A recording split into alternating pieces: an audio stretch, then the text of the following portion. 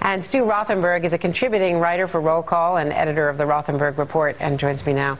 Stu, what is your takeaway from the NBC poll? Well, Andrea, I always remind myself that these are snapshots, these polls, and so it was done in a particular context after a major event, a nice little uptick for the president, but there are so many events between now and November of 2012, including a big debt limit vote coming up, foreign policy and domestic issues, that I would expect these numbers to start to sag back. So it's a nice bump for the president, but questions remain about his agenda, also about independent voters who don't seem to be rallying to him. Now, the strategy of John Boehner going to the Economic Club of New York, then on the Today program with Matt Lauer, and ruling out taxes and calling for bigger cuts, even setting the bar very high for a successful conclusion to an agreement, at least, on the debt ceiling. I wouldn't expect an agreement in the near term. This is a play that is playing out on both the Republican and Democratic sides as the leadership of both parties, for the moment, plays to the base.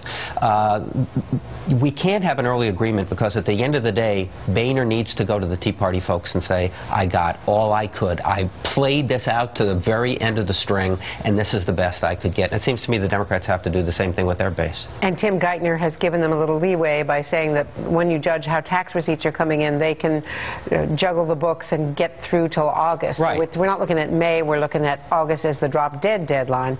But anything short of that, there could be, market implications, bond market implications. Interest rates could go up if the markets don't think that Washington's serious about this. Of course, and Speaker Boehner has said two very different things. Right. He has said that there won't be they won't raise the debt limit unless there's corresponding deficit reduction, and he's also said that absolutely we're going to raise the debt limit. We're going to abide by our obligations.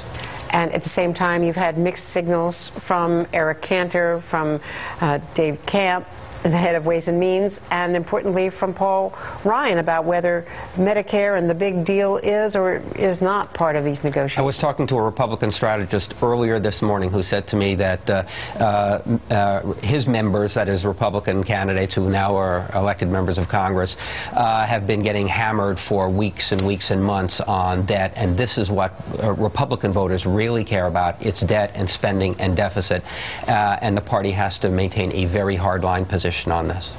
Thank you very much, Stu Rothenberg. And still ahead, disaster in the Delta. Will the levees hold?